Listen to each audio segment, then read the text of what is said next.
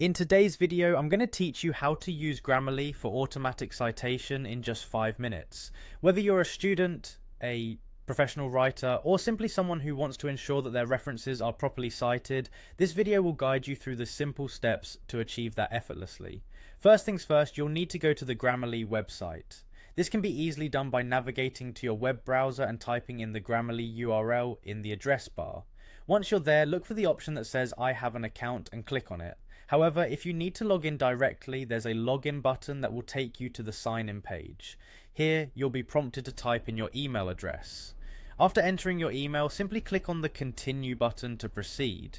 Now that you're logged into Grammarly, go to Grammarly's main app interface. From there, you'll see a button labeled New Document. Click on it to open a fresh document where you can paste any text you'd like. At this point, you'll want to have an article ready that you wish to cite. You can simply open up a new tab in your browser and find an article on a website of your choice. Copy the content or the main ideas from the article as you'll need them for summarization purposes. Switching back to Grammarly, you'll find the option Write with Generative AI.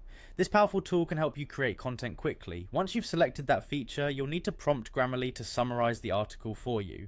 This is a quick step. You simply tell the AI what you need and it provides a concise summary of your article. Once satisfied with the summary, click on the Insert button to have it included in your document. After you've done that, you'll need to go back to the article website to grab the URL. This step is crucial as having the URL makes creating a citation easier and ensures accuracy in your references. Back in Grammarly, the final step to get your automatic citation is to again prompt Grammarly to create a citation for you.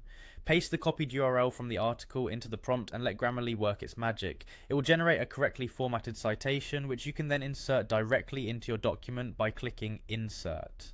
And there you have it, a seamless solution to automatically cite your references using Grammarly.